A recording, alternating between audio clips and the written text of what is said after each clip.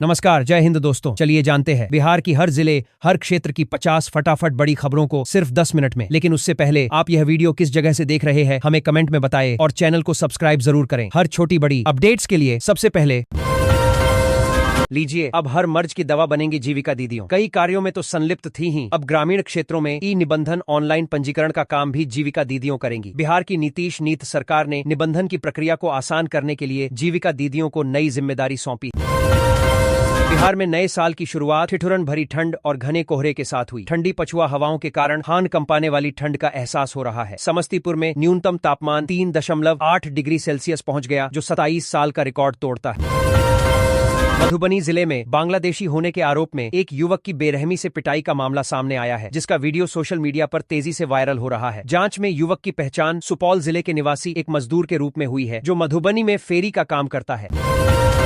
Darbhanga medical college एवं अस्पताल DMCH को नए वर्ष की शुरुआत में नया नेतृत्व मिला है। स्वास्थ्य विभाग की अधिसूचना के अनुसार डॉ UC झा को प्रिंसिपल और डॉ जगदीश चंद्र को अधीक्षक नियुक्त किया गया है। इससे पहले 31 दिसंबर को डॉ कॉलेज को नया मजार को शाम किया। इसके हाथ में SS अलका झा और डॉ शीला कुमारी सेवानिवृत्त हुए थे।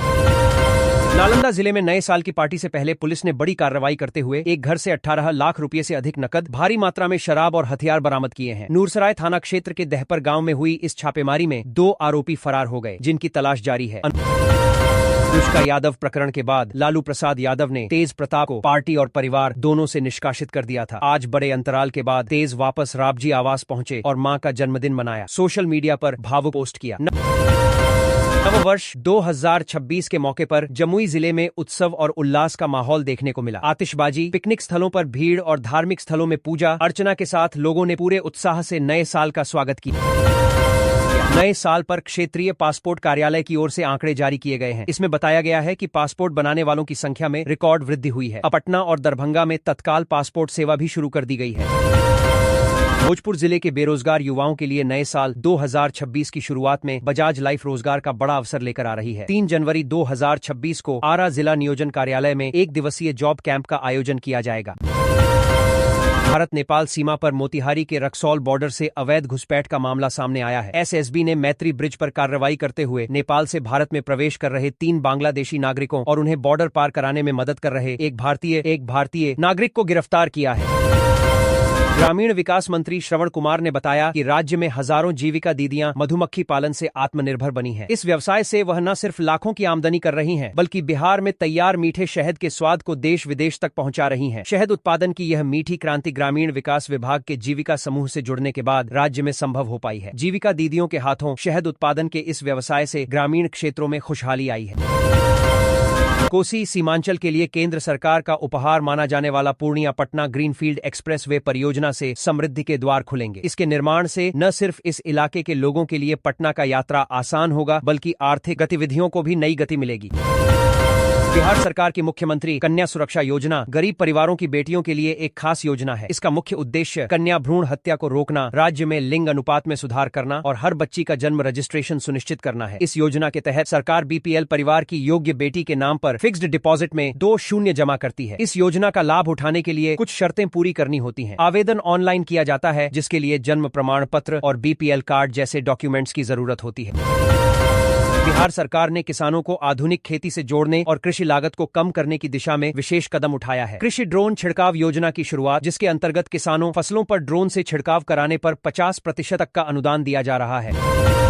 बिहार सरकार ने ES, IPS और राज्य सरकार के सभी अधिकारियों के साल 2025 में अर्जित संपत्ति का ब्यौरा सार्वजनिक करने की समय सीमा तय कर दी है। राज्य सरकार ने इसके लिए निर्देश जारी कर दिए हैं। मुख्यमंत्री, उप मुख्यमंत्री और कैबिनेट मंत्रियों के बाद अब सभी वरिष्ठ और अन्य अधिकारी 9 जनवरी 2026 तक अपनी संपत्ति मिशन के निर्धारित फॉर्मेट में रजिस्टर करेंगे और 31 मार्च 2026 तक यह विवरण सरकारी वेबसाइट पर अपलोड कर दिया जाएगा। मध्य प्रदेश सरकार ने आदिवासी छात्रों की शिक्षा को बेहतर बनाने के लिए 3 साल की एक ठोस योजना तैयार की है। इस योजना के तहत स्कूलों और छात्रावासों में सुविधाओं का विस्तार किया जाएगा, ताकि आदिवासी बच्चों को गुणवत्तापूर्ण और समान शैक्षणिक माहौल मिल सके। भोपाल में नए साल के जश्न के मद्देनजर पुलिस ने 1500 जवानों को 140 चेकिंग पॉइंट्स पर तैनात किया है। ब्रीथ एनालाइजर और बॉडी वार्नर कैमरों के साथ सड़क पर सख्त निगरानी की जाएगी। ध्वनि प्रदूषण नियमों का उल्लंघन न हो, इसके लिए भी विशेष निर्देश जारी किए गए हैं। मध्य प्रदेश में दुग्ध उत्पादन को औद्योगिक स्तर पर बढ़ावा देने के लिए मुख्यमंत्री डॉ मोहन यादव ने बड़ा प्लान बताया। उन्होंने सांची ब्रांड का विस्तार, किसानों की आय बढ़ाने और युवाओं के लिए डेयरी में रोजगार के अवसर पैदा करने पर जोर दिया। खगड़िया में नववर्ष पर पुलिस ने नशा तस्करों के खिलाफ बड़ी कार्रवाई की है। विशेष अभियान में 27 किलो गांजा व 200 ग्राम स्मैक बरामद कर 4 तस्करों को लग्जरी कार समेत गिरफ्तार किया। मुख्यमंत्री नीतीश कुमार ने राजवंशी नगर स्थित लोकनायक जयप्रकाश नारायण सुपर स्पेशलिटी अस्पताल के निर्माणाधीन भवन का निरीक्षण किया। 400 बेड वाले हड्डी रोग अस्पताल का कार्य मार्च 2026 तक पूरा करने का निर्देश दिया। बीपीएससी ने सहायक शिक्षा विकास पदाधिकारी परीक्षा को स्थगित कर दिया है। यह परीक्षा 10 जनवरी 2026 से 16 जनवरी 2026 तक अलग अलग तिथियों पर होनी थी। बिहार के गृह मंत्री सम्राट चौधरी बड़े पैमाने पर आईपीएस अधिकारियों के तबादले की तैयारी में थे, लेकिन सियासी और प्रशासनिक स्तर पर टकराव सामने आ गया है। दरअसल हाल ही में 2 दर्जन से अधिक आईपीएस अधिकारियों को प्रोन्नति दी गई थी। इनमें 22 एसपी स्तर के आईपीएस अधिकारियों को डीआईजी और 8 डीआईजी को आईजी रैंक में प्रमोशन मिला है। इसके अलावा एडीजी मुख्यालय कुंदन कृष्णन को डीजी रैंक में प्रोन्नति दी गई है। बिहार में कड़ाके की ठंड से अधिकांश जिले प्रभावित हो चुके हैं। राज्य के सभी जिलों में बेतहाशा ठंड की मार लोगों को झेल पड़ रहा है। पिछले 10 दिनों से अधिकांश जिलों में धूप नहीं निकल रही है। वर्ष 2025 परिणाम का रहा। बिहार के मामले में तो इसने लोकसभा में विपक्ष के नेता राहुल गांधी से लेकर बिहार विधानसभा में नेता प्रतिपक्ष तेजस्वी यादव तक को परिणाम की वास्तविकता से परिचित कराया। 2025 में बिहार की राजनीति ने क्या अवैध रूप से बिजली चोरी करने वाले बिजली उपभोक्ता सावधान हो जाएं। शहर से लेकर ग्रामीण क्षेत्रों के सभी ट्रांसफार्मरों पर डीटी मीटर लगाया जा रहा है। इस मीटर का कार्य है कि ट्रांसफार्मर से कितने उपभोक्ता जुड़े हैं तथा उनके घरों में बिजली खपत का क्या अनुपात है और ट्रांसफार्मर पर लगा मीटर कितना लोड बता रहा है। लीजिए, अब हर मर्ज की दवा बनेंगी जीविका दीदियों। कई कार्यों में तो संलिप्त थी ही, अब ग्रामीण क्षेत्रों में ई निबंधन ऑनलाइन पंजीकरण का काम भी जीविका दीदियों करेंगी। बिहार की नीतीश नीत सरकार ने निबंधन की प्रक्रिया को आसान करने के लिए जीविका दीदियों को नई जिम्मेदारी सौंपी। बिहार में नए साल की शुरुआत ठिठुरन भरी ठंड और घने कोहरे के साथ हुई। ठंडी पछुआ हवाओं के कारण हान कंपाने वाली ठंड का एहसास हो रहा है। समस्तीपुर में न्यूनतम तापमान 3.8 डिग्री सेल्सियस पहुंच गया, जो 27 साल का रिकॉर्ड तोड़ता।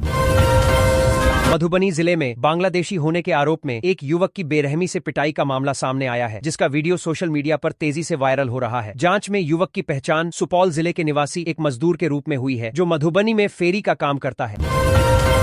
दरभंगा मेडिकल कॉलेज एवं अस्पताल डीएमसीएच को नए वर्ष की शुरुआत में नया नेतृत्व मिला है। स्वास्थ्य विभाग की अधिसूचना के अनुसार डॉ यूसी झा को प्रिंसिपल और डॉ जगदीश चंद्र को अधीक्षक नियुक्त किया गया है। इससे पहले 31 दिसंबर को डॉ कॉलेज को नया मजार को शाम किया। इसके हाथ में एसएस अलका झा और डॉ शीला कुमारी सेवानिवृत्त हुए थे। नालंदा जिले में नए साल की पार्टी से पहले पुलिस ने बड़ी कार्रवाई करते हुए एक घर से 18 लाख रुपए से अधिक नकद, भारी मात्रा में शराब और हथियार बरामद किए हैं। नूरसराय थाना क्षेत्र के दहपर गांव में हुई इस छापेमारी में 2 आरोपी फरार हो गए, जिनकी तलाश जारी है। अनुष्का यादव प्रकरण के बाद लालू प्रसाद यादव ने तेज प्रताप को पार्टी और परिवार दोनों से निष्कासित कर दिया था। आज बड़े अंतराल के बाद तेज वापस राबजी आवास पहुंचे और मां का जन्मदिन मनाया। सोशल मीडिया पर भावुक पोस्ट